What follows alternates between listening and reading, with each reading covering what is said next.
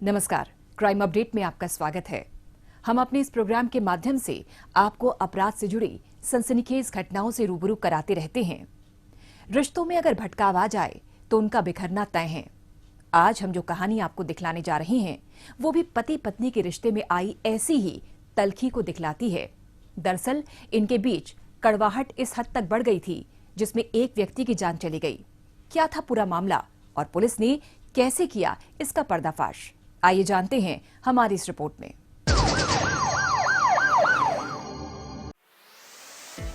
ये है बाहरी रिंग रोड के नजदीक स्थित मोती नगर पुलिस स्टेशन। रोजमर्रा की तरह पुलिस स्टेशन के सभी पुलिसकर्मी मुस्तैदी से अपने अपने कार्यों में लगे हुए थे। तभी थाने में रखी फोन की घंटी एकाएक घनघना उठी। फोन पर किसी शख्स ने पास ही स्थित एक मकान में हत्या होने की सूचना दी।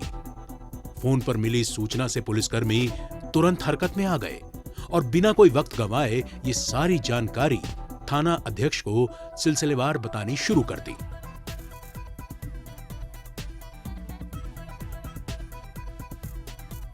मामला किसी व्यक्ति की हत्या से जुड़ा था, इसीलिए थाना अध्यक्ष ने बिना समय गंवाए एक टीम का गठन कर दिया और जरूरी दिशा निर्देश देकर टीम को मौके वारदात की ओर रवाना कर दिया।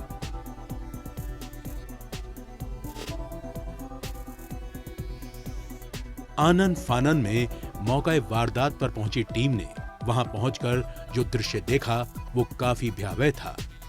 बेड पर खून से लथपथ एक शख्स की लाश पड़ी थी, जिसकी पहचान वीरेंद्र सचदेवा के रूप में हुई और पास ही मृतक की पत्नी आरती सचदेवा बड़ी ही डरी हुई हालत में खड़ी हुई थी। लाश को देखने से मालूम पड़ रहा था कि किसी ने बड़ी ही बेरहमी से इस विभत्स हत्याकांड को अंजाम दिया है। पुलिस ने घटनास्थल की बड़ी ही बारीकी से छानबीन शुरू कर दी, जिससे हत्या की वजह और कातिलों से जुड़ा कोई सुराग हाथ लग सके। पुलिस ने कमरे में मौजूद आसपास के पड़ोसियों से भी पूछताछ करनी शुरू कर दी। घबराई आरती ने पुलिस को बताया कि रात को सोते वक्त दो नकाबपोश लूटपाट के इरादे से घर में घुस आए थे और विरोध करने पर उसके पति की बड़ी ही बेरहमी से हत्या कर दी। पुलिस के सामने सबसे बड़ा सवाल यही था कि आखिरकार कौन हो सकते हैं वो नकाबपोश जिन्होंने इस वारदात को अंजाम दिया। पुलिस ने जांच पड़ताल को आगे बढ़ाते हुए आरती द्वारा बताई गई बदमाशों की कदकाठी के आधार पर उन्हें पकड़ने के लिए अपनी कोशिश तेज कर दी। लेकिन पुलिस को रह रहकर एक बात परेशान कर रही थी कि पूछताछ के दौरान आरती हर बार अपना बयान बदल बदल करते रही थी, जिससे पुलिस का आरती पर शक भी गहराता जा रहा था और मामला उलझता हुआ प्रतीत हो रहा था। तहकीकात के दौरान पुलिस को घर में जबरन घुसने के भी कोई निशान नहीं मिले। घर में एंट्री बिल्कुल फ्रेंडली प्रतीत हो रही थी। घर पर हत्यारों की फ्रेंडली एंट्री होना और आरती का बार बार बयान बदलना पुलिस के मन में यह शक पैदा कर रहा था कि हो ना हो दाल में जरूर कुछ काला है। अब पुलिस ने जांच का दायरा बढ़ाते हुए और विभिन्न एंगल्स पर काम करते हुए आरती के मोबाइल की कॉल डिटेल रिकॉर्ड भी निकालनी शुरू कर दी।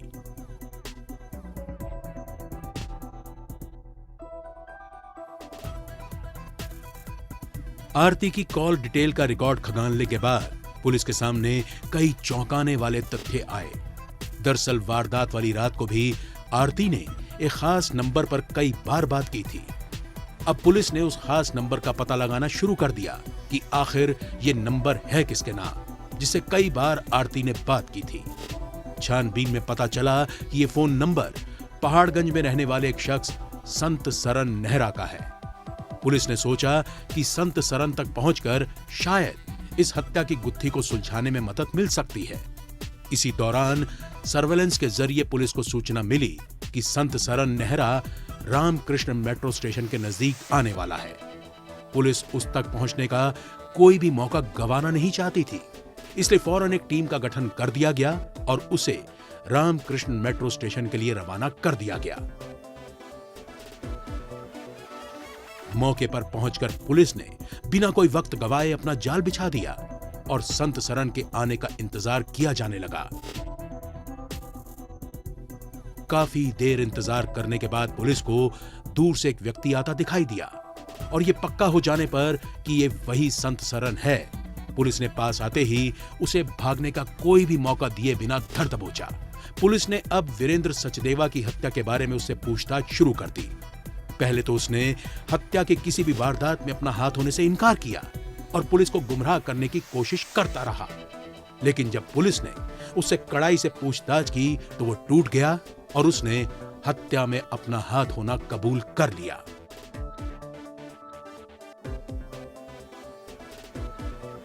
संत सरन ने पुलिस को यह भी बताया कि उसका काफी समय से आरती सचदेवा से प्रेम संबंध चल रहा था। उसकी निशानदेही पर पुलिस ने हत्या में शामिल एक अन्य आरोपी मृदुल जोशी को भी नई दिल्ली रेलवे स्टेशन के नजदीक ट्रैप लगाकर गिरफ्तार कर लिया। पकड़े गए आरोपियों ने पुलिस को जो कहानी बयां की उसे सुनकर पुलिस भी सिहर उठी। दरअसल वीरेंद्र सचदेवा का कत्ल किसी और ने नहीं बल्कि उसकी पत्नी आरती सचदेवा ने ही करवाया था और उसी ने वीरेंद्र को अपने रास्ते से हटाने के लिए कातिलों को सुपारी दी थी। अब आरती पर पुलिस का शक यकीन में बदल गया और उसने बिना कोई वक्त गवाए आरती सचदेवा को उसके घर से गिरफ्तार कर लिया और थाने ले आई। पूछताछ के दौरान पहले तो वो टाल मटोल करती रही और लगातार खुद को फंसाने की साजिश पर जोर देती रही, लेकिन पुलिस के सामने खुद को बेगुनाह साबित करने की उसकी चाल धरी की धरी रह गई।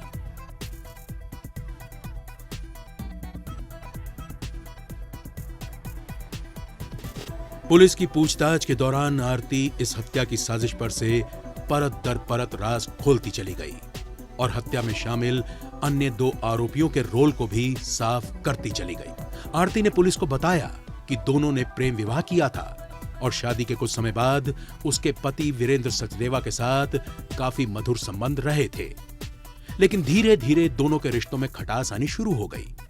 आरती ने बताया कि वीरेंद्र उस पर शक करने लगा था। आरती का किसी को भी बार बार फोन करना, मैसेज करना वीरेंद्र को पसंद नहीं था। फोन पर व्यस्त रहने की वजह से दोनों में कलह बढ़ने लगी। आरती ने भी वीरेंद्र की बातों को तवज्जो देना बंद कर दिया, जो बात वीरेंद्र को नागवार गुजर रही थी। उधर आरती की नजदीकियां संत सरन से बढ़ने लगी। दोनों रोजाना घंटों फोन पर बातें करते और मैसेज किया करते थे। दोनों ने एक साथ मिलकर जिंदगी बिताने का फैसला कर लिया था, लेकिन उनके बीच वीरेंद्र रुकावट बनकर सामने आ रहा था।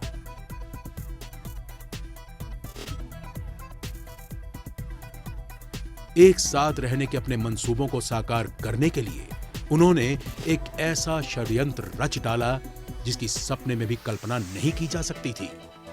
दोनों ने मिलकर वीरेंद्र को अपने रास्ते से हटाने की घिनौनी साजिश रच डाली। अपने इस षड्यंत्र में संत सरन ने अपने एक दोस्त मृदुल जोशी को भी शामिल कर लिया। योजना को अमली जामा पहनाने के लिए इन दोनों ने मिलकर एक सोची समझी साजिश के तहत आरती को एक हथौड़ा, आरी और बर्फ काटने में इस्तेमाल होने वाला नोकीला औजार मुहैया करा दिया। योजना के मुताबिक आरती ने इन हथियारों को अपने घर में छुपा दिया। वारदात वाले दिन जब वीरेंद्र घर पर सोया हुआ था, तब आरती ने फोन कर संत सरन और मृदुल को अपने घर पर बुला लिया। घर में घुसते हुए दोनों ने घर में पहले से छिपाकर रखे गए हथियार निकाल लिए।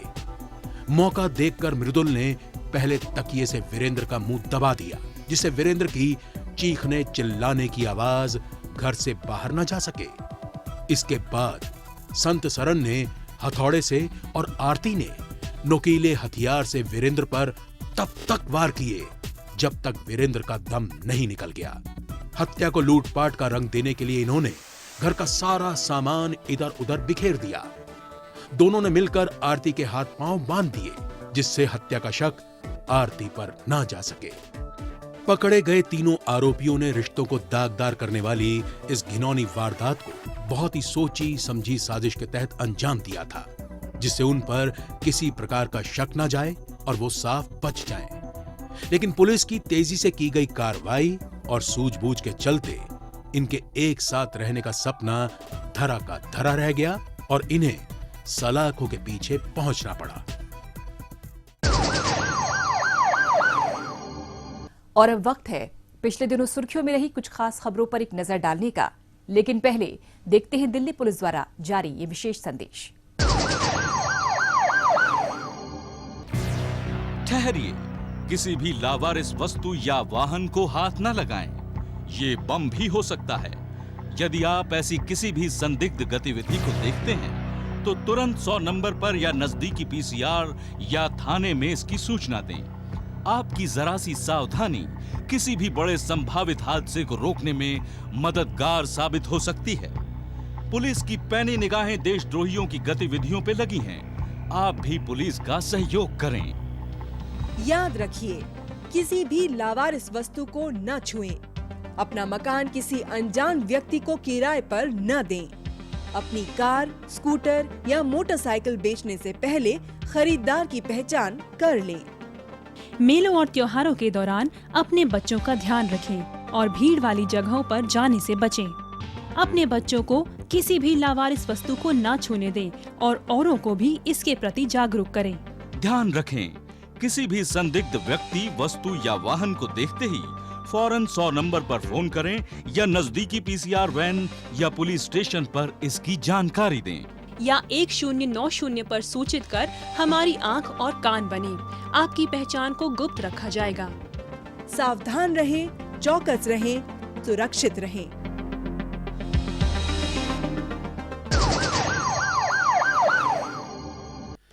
दिल्ली पुलिस आयुक्त एस.एन. श्रीवास्तव द्वारा दिल्ली की कानून व्यवस्था और कोविड-19 की समीक्षा बैठक आयोजित की गई। वीडियो कॉन्फ्रेंसिंग के माध्यम से आयोजित इस बैठक के दौरान त्योहारों के मौसम में राजधानी की कानून व्यवस्था चाक चौबंद रखने और कोरोना वायरस के प्रति लोगों को जागरूक करने के मुद्दे पर विस्तार से चर्चा की गई। इस मौके पर पुलिस आयुक्त ने दक्षिण पश्चिम, बाहरी और दक्षिण पूर्वी जिलों के पुलिस कर्मियों को पिछले कुछ दिनों के दौरान उनके द्वारा किए गए उत्कृष्ट और अनुकरणीय कार्यों के लिए पुरस्कार भी प्रदान किए। पुलिस परिवार कल्याण सोसाइटी लगातार सक्रिय रहती है ताकि पुलिस परिवारों की प्रतिभाओं को तराशने के अलावा इनके कल्याण के लिए प्रभावशाली गतिविधियों को अंजाम दिया जा सके। इसी के तहत PFWS की चेयरपर्सन प्रतिमा श्रीवास्तव द्वारा पीतमपुरा के कल्याण क्षेत्र में एक नवनिर्मित पैकेजिंग केंद्र और एक्टिविटी हॉल का उद्घाटन किया गया। इस केंद्र में मसालों आदि की पैकेजिंग की व्यवस्था की गई है। इसकी बदौलत पीतमपुरा पुलिस कॉलोनी की महिलाओं को आत्मनिर्भर बनाने और उनके आत्मविश्वास को बढ़ाने में काफी मदद मिलेगी। एक्टिविटी हॉल उन्हें अपने कौशल और प्रतिभा को निखारने के अवसर प्रदान करेगा। इस कल्याण केंद्र का मुख्य उद्देश्य कौशल विकास प्रशिक्षण, प्रतियोगी परीक्षाओं के लिए कोचिंग, मनोरंजक गतिविधियां, चिकित्सा और ग्रीष्मकालीन शिविर, कुकरी कक्षाएं आदि प्रदान करना है। इस अवसर पर मुख्य अतिथि द्वारा ऑनलाइन समर कैंप और खाना खजाना कुकरी प्रतियोगिता के विजेताओं को नकद पुरस्कार के साथ ट्रॉफी, पदक और प्रमाण पत्र भी प्रदान किए गए।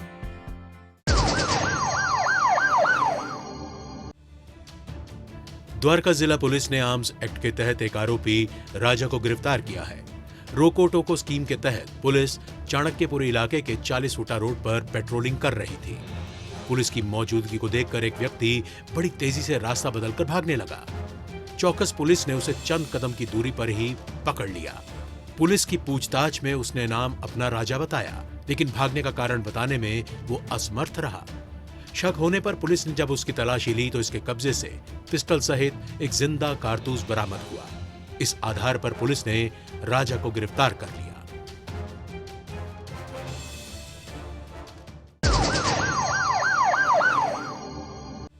मादक पदार्थों की तस्करी में शामिल एक महिला रूमा को उत्तरी जिला पुलिस ने गिरफ्तार किया है। रूमा पहले भी कई आपराधिक मामलों में शामिल रही है। एक मामले में तो इसने परिवार के साथ मिलकर पुलिस टीम पर भी हमला कर दिया था। मजनू का टीला इलाके में पेट्रोलिंग कर रही पुलिस को देख रूमा ने भागने की कोशिश की। पुलिस ने शक के आधार पर इसका पीछा कर इसको पकड़ लिया। पकड़े जाने पर पुलिस ने जब इसकी तलाशी ली तो इसके पास से 106 ग्राम स्मैक बरामद हुई। इस आधार पर पुलिस ने रूमा को गिरफ्तार करते हुए स्मैक को भी जब्त कर लिया है।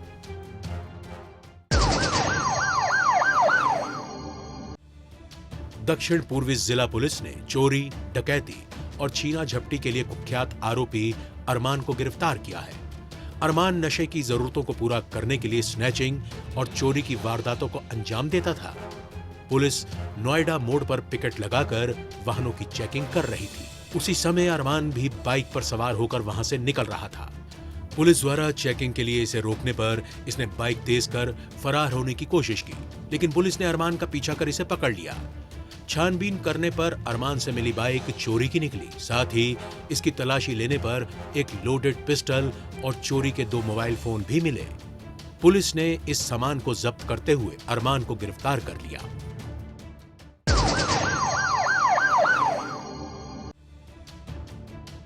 उत्तम नगर इलाके में 2 पक्षों की कहासुनी के बीच एक शख्स फिरोज की हत्या की गुत्थी को सुलझाते हुए दिल्ली पुलिस के द्वारका जिले ने एक आरोपी नरेश को गिरफ्तार किया है। जानकारी के मुताबिक नरेश अपनी बहन और अन्य रिश्तेदारों के साथ किसी काम से जा रहा था।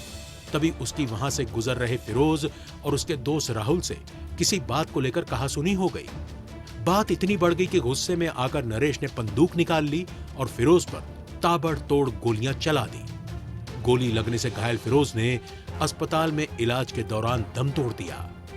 कड़ी तफ्तीश, सीसीटीवी फुटेज और सूत्रों से पुलिस को जानकारी मिली कि हत्या में उत्तम नगर के शिव विहार इलाके में रहने वाले शख्स नरेश का हाथ है। इसी आधार पर पुलिस ने संभावित जगह पर दबिश दी और आरोपी को धर दबोचा।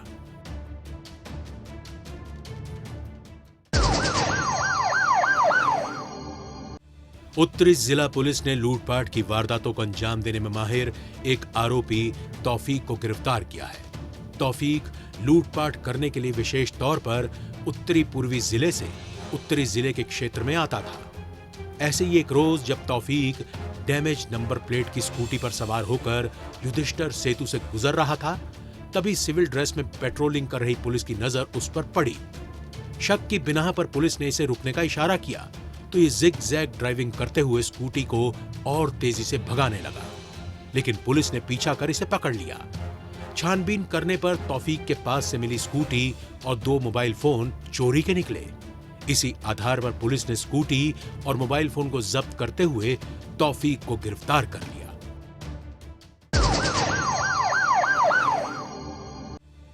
पश्चिमी जिला पुलिस ने ऑटो लिफ्टर गैंग का भंडाफोड़ करते हुए आरोपी दिलावर सिंह और चोरी की गाड़ियों के खरीदार नासिर को गिरफ्तार किया है। ये गिरोह चुराई गई गाड़ियों का इंजन नंबर, चेसिस नंबर को चेंज कर फर्जी नंबर प्लेट के सहारे अलग अलग राज्यों में बेच दिया करता था। पुलिस को गुप्त सूचना मिली थी कि वाहन चुराने वाले गिरोह का सदस्य दिलावर चोरी की गाड़ी में सवार होकर कीर्ति नगर में स्थित मानसरोवर गार्डन इलाके में आने वाला है। इस आधार पर पुलिस ने वहां ट्रैप लगाया और इसे धर दबोचा। दिलावर की निशानदेही पर मेरठ में दबिश देकर इससे गाड़ियां खरीदने वाले नासिर को भी गिरफ्तार कर लिया गया। पुलिस ने पकड़े गए आरोपियों के कब्जे से चोरी की 10 कारें भी बरामद कर ली हैं।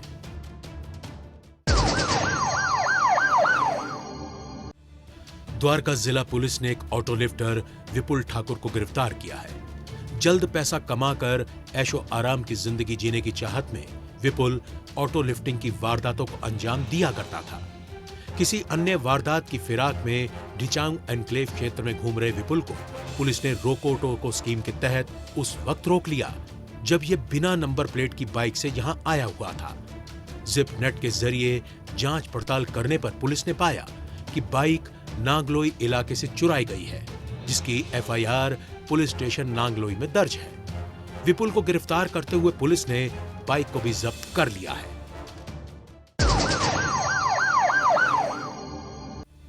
आईपीएल में सट्टेबाजी करने वाले एक रैकेट का पर्दाफाश करते हुए पूर्वी जिला पुलिस ने 5 आरोपियों को गिरफ्तार किया है। पकड़े गए आरोपी आदतन सट्टेबाज हैं और पिछले काफी समय से इस धंधे में लगे हुए थे।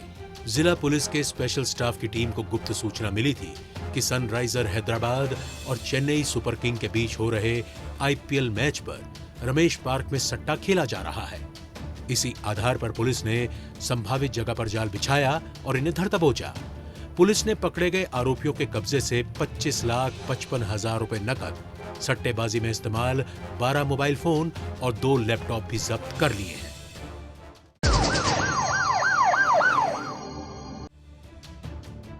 ब्लाइंड मर्डर की गुत्थी को सुलझाते हुए इंदिरा गांधी अंतर्राष्ट्रीय हवाई अड्डा पुलिस ने 2 आरोपियों को गिरफ्तार किया है। चोरी के मोबाइल को लेकर आरोपियों और मृतक के बीच झगड़ा हुआ था, जिसके परिणाम स्वरूप इस वारदात को अंजाम दिया गया। आईजीआई एयरपोर्ट थाने में पीसीआर कॉल मिली थी, जिसमें पास ही के जंगल में एक युवक की लाश पड़े होने की सूचना दी गई थी।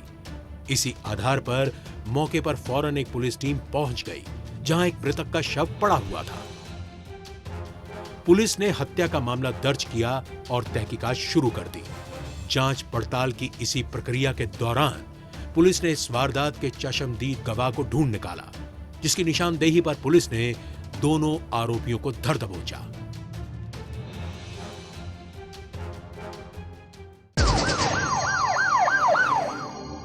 बदमाशों को अवैध हथियार सप्लाई करने में लगे एक शख्स को द्वारका जिले की स्पेशल स्टाफ की टीम ने गिरफ्तार किया है। पकड़ा गया आरोपी दिल्ली और आसपास में सक्रिय बदमाशों को अवैध हथियार और कारतूस सप्लाई किया करता था। ऐसे ही पकड़े गए 2 बदमाशों से पुलिस को पकड़े गए आरोपी के बारे में सुराग मिला था। इसी आधार पर जांच पड़ताल में जुटी पुलिस को इसके बारे में गुप्त सूचना मिली थी।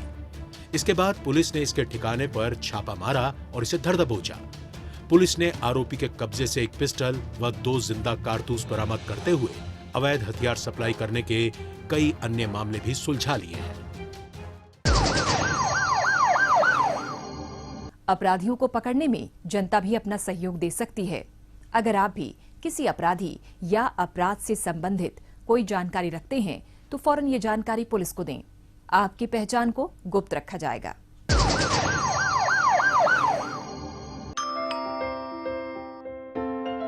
बेटा, आपकी मम्मी ने मुझे आपके पास रुकने के लिए बोला है। जब भी घर पे अकेले रहोगे, कोई भी आए दरवाजा बिल्कुल मत खोलना। हेलो मम्मा, क्या आपने आपकी सतर्कता बेटी के जीवन का वरदान है।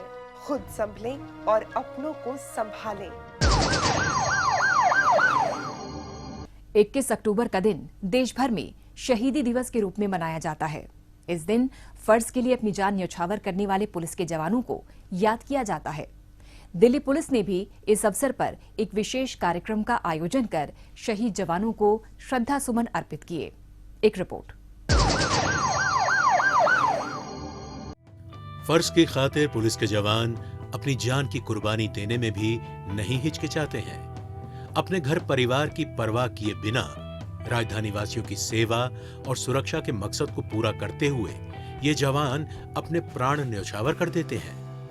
पुलिसकर्मी दिन रात मुस्तैद रहते हैं ताकि किसी भी चुनौती का डटकर मुकाबला किया जा सके। दिल्ली को अपराध मुक्त बनाने की अपनी इसी कोशिश के तहत हाल के दिनों में पुलिस के जाबाज जवानों ने कई महत्वपूर्ण मोर्चों पर फतेह पाई है। इनमें हुई मुठभेड़ों के दौरान लड़ते लड़ते कई पुलिसकर्मी शहीद भी हो गए। ऐसे ही बहादुर पुलिसकर्मियों की याद में हर वर्ष 21 अक्टूबर का दिन शहीदी दिवस के रूप में मनाया जाता है। इस वर्ष भी शहीदों को सम्मान और श्रद्धांजलि देने के लिए इस दिन किंग्सवे कैंप स्थित पुलिस लाइन में एक कार्यक्रम आयोजित किया गया।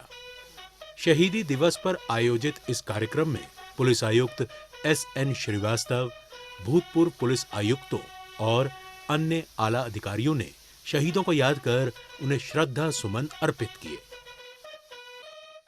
प्रत्येक वर्ष हम उन शहीदों को आज के दिन याद करते हैं। साथ ही देश की सेवा में गत वर्ष प्राण न्यौछावर करने वाले हर पुलिसकर्मी को अपनी श्रद्धांजलि अर्पित करते हैं। गत वर्ष अर्धसैनिक पुलिस संगठनों और पुलिस बलों के कुल 264 अधिकारियों और पुलिसकर्मियों ने कर्तव्य का पालन करने के दौरान अपने प्राणों की आहुति देकर अपने अन्य साथियों के सामने शानदार मिसाल कायम की है। इन शहीदों में दिल्ली पुलिस के भी 11 पुलिसकर्मी शामिल हैं, जिन्होंने कर्तव्य निर्वहन के दौरान अपनी जान गंवा दी। जाहिर है, ऐसे कार्यक्रम पुलिस कर्मियों को प्रेरणा देने का काम करते हैं, जिससे वो अपने कर्तव्य के प्रति और भी ज्यादा मुस्तैद हो जाते हैं। पुलिस के जवान दिन रात सजग रहते हैं ताकि आम लोग सुरक्षित रहें और कानून व्यवस्था चाक चौबंद बनी रहे। 21 अक्टूबर 1959 को लद्दाख क्षेत्र में मातृभूमि की रक्षा कर रहे सेंट्रल रिजर्व पुलिस फोर्स की टुकड़ी पर चीनी सैनिकों ने घात लगाकर हमला कर दिया था। उस हमले में 10 वीर जवान मातृभूमि की रक्षा करते हुए वीर गति को प्राप्त हुए थे। तभी से केंद्रीय पुलिस संगठन और राज्यों की पुलिस द्वारा इस दिन को स्मृति दिवस के रूप में मनाया जाता है।